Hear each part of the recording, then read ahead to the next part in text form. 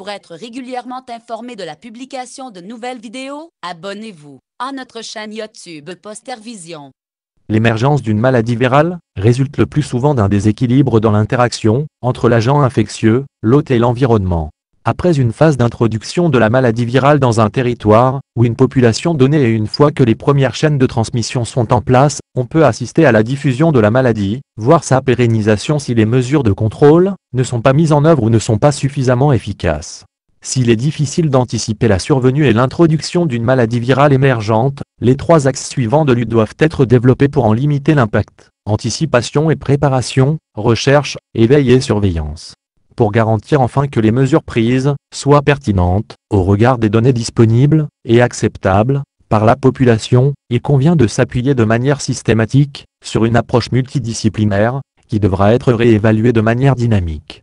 Parmi ces maladies infectieuses virales, on a les maladies dues au hantavirus, réalisant un tableau de syndrome pulmonaire à hantavirus, HPS, est l'un des deux syndromes potentiellement mortels dus à une zoonose provoquée par une espèce d'hantavirus.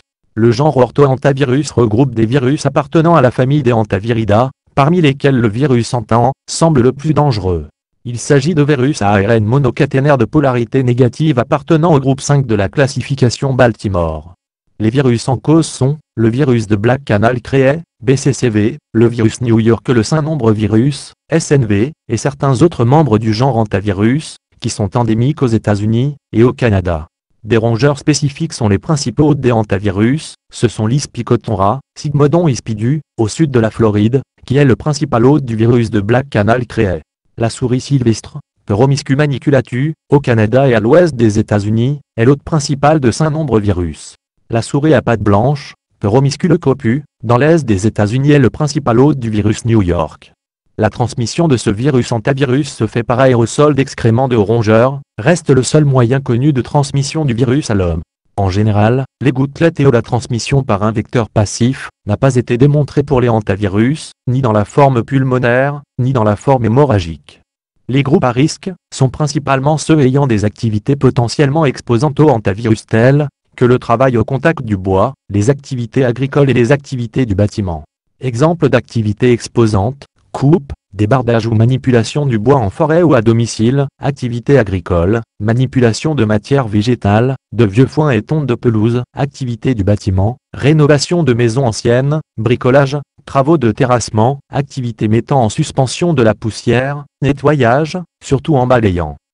Activités ou manipulation d'objets dans une cave, un poulailler, un grenier, un garage, une grange, une remise à outils ou dans une pièce inhabitée. Signes et symptômes. Les prodromes associent des symptômes pseudo-grippaux tels que la fièvre, la toux, les myalgies, les céphalées, la léthargie et la dyspnée, qui évoluent rapidement vers une insuffisance respiratoire aiguë. Elle est caractérisée par l'apparition soudaine d'une dyspnée qui évolue rapidement en œdème pulmonaire. Elle est souvent fatale, malgré l'assistance respiratoire et l'injection de diurétiques puissants. Le taux de mortalité est de 50%. Le traitement. Il n'existe aucun remède ou vaccin pour le HPS. Le traitement est uniquement symptomatique, réanimation avec ventilation mécanique, avec de l'oxygène pendant la phase respiratoire critique.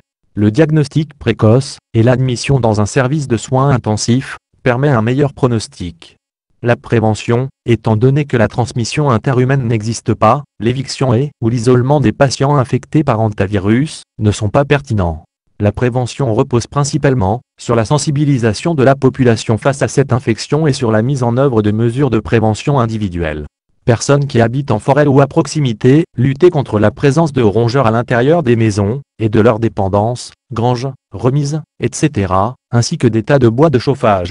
Diminuer la mise en suspension de poussière potentiellement contaminée en aérant les locaux fermés avant et pendant leur nettoyage, en utilisant des masques lors de ces nettoyages, en humectant la poussière à l'aide de désinfectants ou d'eau de javel avant de balayer, en utilisant d'abord l'aspirateur plutôt que le balai. Merci d'avoir regardé cette vidéo. Abonnez-vous et partagez-la sur Facebook. À très bientôt pour d'autres vidéos.